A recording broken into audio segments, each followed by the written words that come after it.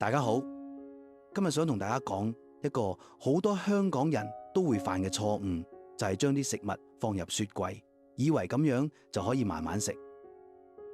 我知好多香港家庭，特別係老一輩，真係好慳家，煮多咗嘅餸一定會留返第二日食，有時甚至放咗幾日都唔捨得掉。但係你哋知唔知，其實有啲食物就算放入雪櫃，隔夜之後都會變質，甚至會產生有害物質。今日我就想同大家分享5樣最常見、最危險嘅食物，放入雪櫃，隔夜之後最好唔好再食。如果你屋企有老人家或者細路仔，呢個視頻呢就更加要睇晒。第一樣，綠葉蔬菜，亞硝酸鹽嘅溫床。第一樣要講嘅就係綠葉蔬菜。好多人會話齊都唔得，我成日將啲菜放雪櫃，第二日翻熱再食㗎喎。我明白香港人生活忙碌，有時煮多咗真係唔想浪費，但係綠葉蔬菜真係唔建議隔夜食。點解綠葉蔬菜唔可以隔夜？綠葉蔬菜好似菠菜、白菜、生菜、芥蘭呢啲本身含有好多硝酸鹽，呢啲硝酸鹽本身係無害嘅，但係當你煮咗之後，特別係放咗段時間，入邊嘅硝酸鹽就會轉化成亞硝酸鹽。亞硝酸鹽係有毒嘅物質，如果攝入太多，輕則會引起頭暈、噁心、嘔吐，重則可能會引起缺氧，甚至有致癌嘅風險。有研究發現，煮熟嘅綠葉蔬菜放置8小時之後，亞硝酸鹽嘅含量會急劇上升。就算放入雪櫃，都只係減慢轉化速度，但唔代表唔會轉化。而且翻熱嘅次數越多，亞硝酸鹽嘅含量就會越高。所以有啲人煮一大煲菜，連續幾日翻熱嚟食，其實好危險。邊啲蔬菜最危險？菠菜、白菜、芥蘭、生菜、西洋菜呢啲葉菜類，硝酸鹽含量特別高。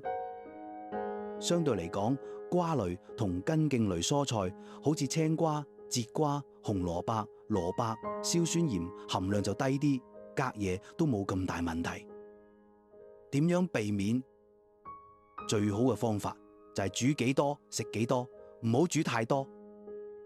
如果真係煮多咗，寧願倒咗佢，都唔好留返第二日。我知好浪費，但健康更加重要。又或者將未煮嘅菜放雪櫃，第二日先煮。生嘅菜放雪櫃係冇問題嘅。特別提醒，有啲人中意煲老火湯，會落好多菜。如果湯煮好之後唔係即刻飲晒，而係放涼之後擺雪櫃，第二日再飲，其實都會有亞硝酸鹽嘅問題。所以老火湯都係即煮即飲最好。如果真係要留，建議將啲菜撈起，淨係留個湯。第二樣，海鮮，細菌嘅樂園。第二樣要講嘅係海鮮。香港人好中意食海鮮，蝦、蟹、魚、貝類，樣樣都愛。但係海鮮呢樣嘢真係唔適合隔夜食。點解海鮮唔可以隔夜？海鮮係高蛋白質食物，好容易滋生細菌。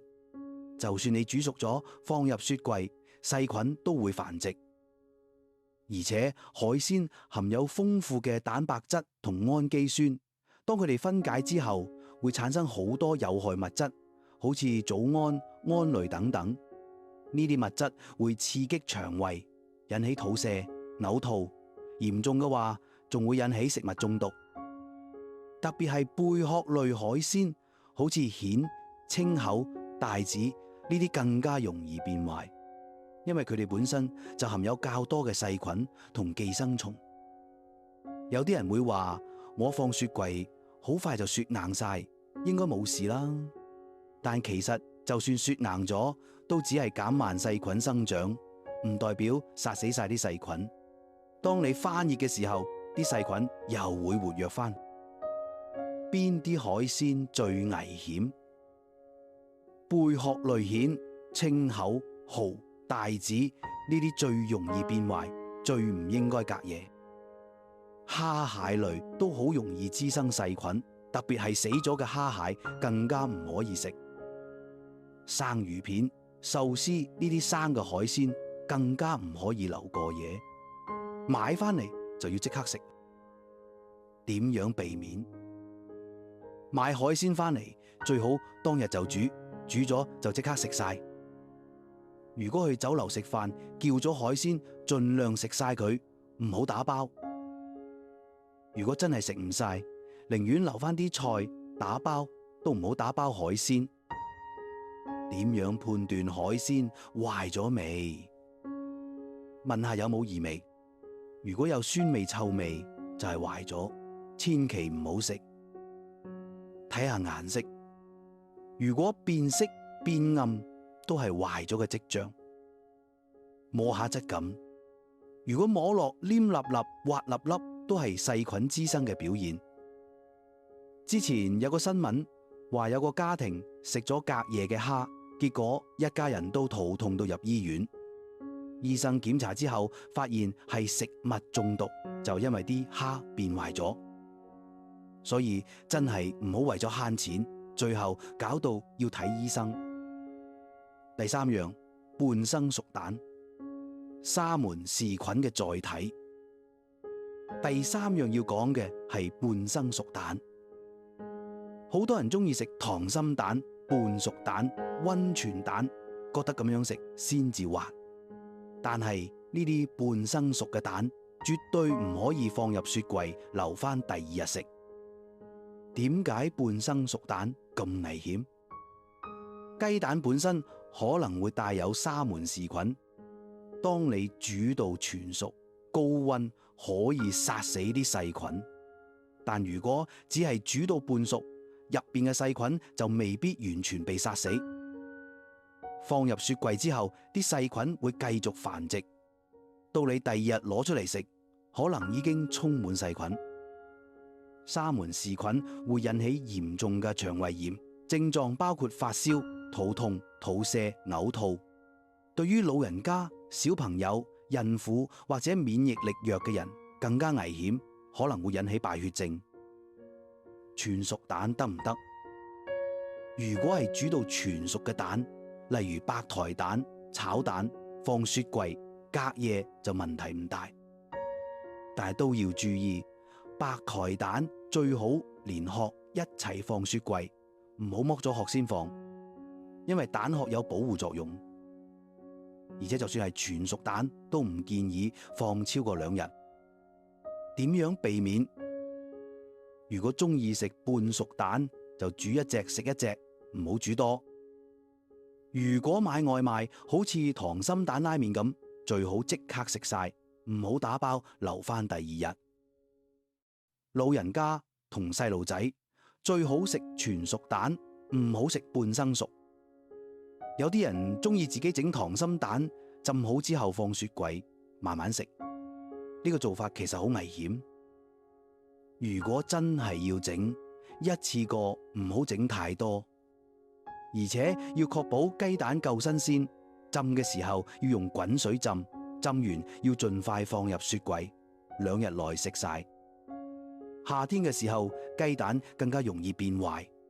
如果買返嚟嘅雞蛋有裂紋或者損壞，就唔好再食，因為好容易入菌。第4樣，菇菌類，硝酸鹽加重金屬。第4樣要講嘅係菇菌類。香港人煮餸好中意落菇，冬菇、草菇、金菇、杏鮑菇、秀珍菇，種類多到數唔晒。但係菇菌類食物都唔建議隔夜食。點解菇菌類唔可以隔夜？第一，菇菌類同綠葉蔬菜一樣，含有較高嘅硝酸鹽。煮熟之後放置一段時間，硝酸鹽就會轉化成亞硝酸鹽。第二，菇菌類好容易吸收重金屬同其他污染物。當佢哋放咗一段時間，呢啲有害物質會釋放出嚟。第三，菇菌類嘅蛋白質含量都幾高，煮熟之後好容易滋生細菌，特別係喺潮濕嘅環境。第四，有啲菇好似金菇本身就含有抽水酰鹼，雖然煮熟之後會被破壞，但如果放太耐，可能會有其他化學變化，產生有害物質。邊啲菇最容易出事？新鮮嘅菇比乾菇更容易變壞。金菇、草菇、鮮冬菇呢啲水分含量高嘅菇，特別容易滋生細菌。點樣避免？煮幾多食幾多。菇菌類食物最好即煮即食。如果煮多咗，最多都只係放雪櫃一晚，第二日一定要食晒，而且要徹底翻熱。翻熱嘅時候一定要煮滾，唔可以只係叮熱。乾菇得唔得？乾菇好似乾冬菇、乾木耳，因為水分少，保存時間可以長啲。但係浸發之後都要盡快煮同食，唔好浸完之後擺雪櫃，留翻第二日先煮。買菇嘅時候買新鮮嘅，唔好買啲已經變色有異味，摸落濕立立噶。菇買翻嚟之後要放入雪櫃保存，但唔好放超過3日，越早煮越好。第五樣，銀耳湯，致命嘅美容湯。最後一樣都係好多人意想不到嘅，就係銀耳湯，又叫雪耳糖水。好多人特別係女士好中意煲銀耳湯，話可以美顏滋潤。有啲人仲會一次過煲一大煲，慢慢飲幾日。但你哋知唔知銀耳湯係最唔應該隔夜嘅食物之一？點解銀耳湯咁危險？銀耳本身含有好多硝酸鹽嘅，當你煲好之後，特別係煲咗好耐，入邊嘅硝酸鹽就會大量釋放出嚟。放涼之後，就算擺入雪櫃，硝酸鹽都會轉化成亞硝酸鹽。而且銀耳湯營養豐富，係細菌嘅溫床，好容易滋生細菌。更加危險嘅係，有啲銀耳如果保存唔當，可能會產生一種叫椰毒假單胞菌嘅細菌。呢種細菌會產生米酵菌酸，係一種好強嘅毒素，就算高溫煮都破壞唔到。中咗米酵菌酸毒會引起嚴重嘅肝臟損害，死亡率可以高達40%到100%。呢個真係唔係講笑。內地就有好多宗因為食咗隔夜銀耳湯而中毒甚至死亡嘅個案。有個家庭，媽媽煲咗銀耳湯，擺咗雪櫃2日，第3日攞出嚟俾家人飲，結果全家人都中毒，有個細路仔仲因此死咗。所以呢個真係唔可以掉以輕心。點樣避免？銀耳湯一定要即煲即飲，煲幾多飲幾多。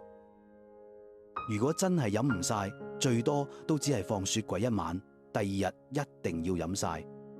而且翻熱嘅時候要煮滾，千祈唔好煲一大煲，擺雪櫃幾日慢慢飲。點樣揀銀耳？買銀耳嘅時候要揀色澤自然、冇異味嘅。如果銀耳特別白、特別靚，可能係漂白過，都唔好買。銀耳買翻嚟之後，要放入密實袋或者密實盒，擺喺陰涼乾爽嘅地方。浸發銀耳嘅時候，如果發現有異味、變色或者摸落黏立立，就唔好再用。其實唔單止銀耳湯，其他糖水好似綠豆沙、紅豆沙、腐竹糖水都唔建議放太耐，最好都係即煲即飲。如果飲唔晒，放雪櫃最多1日，第2日要飲晒。好啦，講咗咁多，我哋嚟總結一下。第一，唔好以為放雪櫃就萬無一失。好多人覺得只要放入雪櫃，食物就可以保存好耐。其實唔係咁，雪櫃只係減慢細菌生長嘅速度，唔代表完全停止。而且有啲化學變化，好似硝酸鹽轉化成亞硝酸鹽，就算喺雪櫃都會發生。第二，慳家都要有個限度。我明白香港人，特別係老一輩，真係好慳家，啲嘢煮多咗唔捨得掉。但係為咗健康，有啲嘢真係要掉，唔好為咗慳幾十蚊，最後搞到要睇醫生入醫院，咁先至貴。第三，食物最好即煮即食。煮餸嘅時候盡量計準份量，唔好煮太多。即煮即食係最安全嘅做法。第四，如果真係要留，都有啲原則，一定要盡快放入雪櫃，唔好擺喺室溫太耐。放雪櫃嘅時候要用密實盒或者保鮮紙包好。隔夜食物翻熱嘅時候一定要徹底翻熱，煮到滾。隔夜食物最多留一晚，第二日一定要食晒。如果第二日食唔晒，就一定要掉。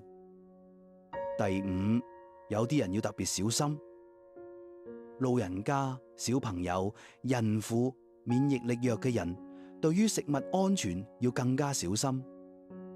呢啲人嘅抵抗力比較弱，一旦食物中毒，後果會更加嚴重。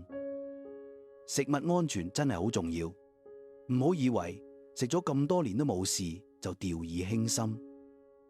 有時中招可能只係運氣好，暫時未出事，但唔代表以後都唔會出事。特別係今日講嘅呢5樣嘢：綠葉蔬菜、海鮮、半生熟蛋、菇菌類、銀耳湯，真係要特別小心。寧願浪費少少食物，都唔好冒險。健康係無價㗎，唔好等到出事先後悔。如果你覺得呢個視頻有用，記得俾個 like 同埋分享俾你嘅屋企人朋友，特別係俾屋企啲老人家睇，因為佢哋最中意慳，最容易犯呢啲錯誤。我哋下次見，拜拜。記住，食物安全最重要。